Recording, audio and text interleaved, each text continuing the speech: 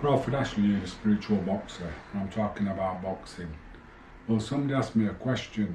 They've seen a clip on me in YouTube where I'm angry, and they wanted to know what I was angry about. I was angry at the weigh-in, and it was funny because I was just talking to Tony about it when I met him. I was fighting Tony Booth for the British title, and it was at Hull ice rink. So I've gone down to the weigh-in and there's no scales aren't turned up. So I'm waiting around and Tony says to me, "I can't believe you're so calm." And I says, "Well, we're all in the same situation, why not?" Then the scales come. They've come up 2 flights of steps, they've been bumped into the doorpost, then they was put down, and then there was an argument or a discussion going on that they can't be put there, we need to put them over this side of the room. So they moved them over to the other side of the room, and they says we can't have them on carpet, they've got to be on hard board, so they got some board, put it on, moved them onto the board. And then everybody gets weighed in as a check weigh-in, and we're waiting for Paul Ingle. And I got on the scales first for the check weigh-in, and all I can hear is whispers. I weighed 12 stone 9. All I can hear are whispers. And the official says to me, "You haven't made weight, you're going to have to skip it off." And I just looked at him, I said, "I know my job, you do your job." Then Tony Booth got on the scale, and he weighed heavy, and he went, "Are them scales heavy?" And I went, "Yeah." Because as boxers, we know how much we weigh. You know what I mean? Up to about £1 pound in it. And I knew I was on weight. Everybody got weighed in and everybody said that the scales was heavy. No discussion. Then Paul Ingle comes in. I don't know where he come from. He might have been in a sauna or a steam room. And he looked drained and he got on the scales and went, "Fucking hell." I said, "Don't worry about it, Paul, they're heavy." And then the kid he's boxing gets on the scales and he's bang on the limit. Now his manager, trainer, Philip Fondue, says the scales are right. Now the official goes, everybody's got to skip weight off.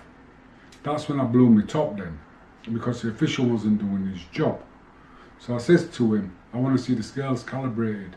And he brought out a piece of paper to tell me to calibrate. I says, "You can go fuck off. They've come all the way across Hull, they've come up 2 flights of steps, you banged them down over there, you banged it, and you're telling me they're calibrated." I said, "I ain't skipping a thing off until them scales are calibrated." And then one of the other officials asked me and Tony to go to somewhere else to get weighed in. He said he's got nothing to do with that show. But he's an official of the board and he knows what's right. The scales are wrong.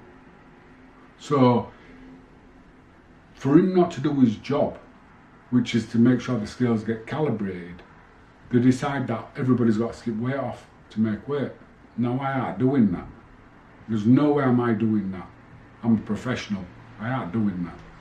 So we've gone over to somewhere else with a guy who's brought the scales, and we got weighed in over there. And I still weighed in heavy, but I was underweight, and Tony Booth weighed in and he was underweight.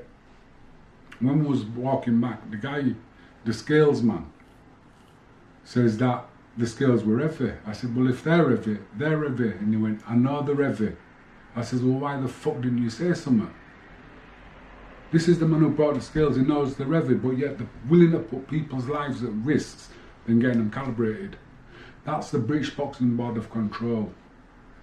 And a couple of fights, because even though it's all been recorded by Sky, Sky's got it all.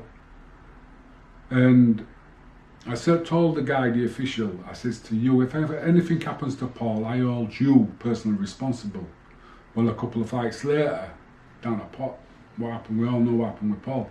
Now that official, he should be held accountable and responsible. And the board, you don't do your job. You're not there for the fighters. And that's wrong. You know what I mean? That is wrong on many things. But I'll talk about the board. I just wanted to answer that question for somebody. further on down the line, and same with the Eastwood and that.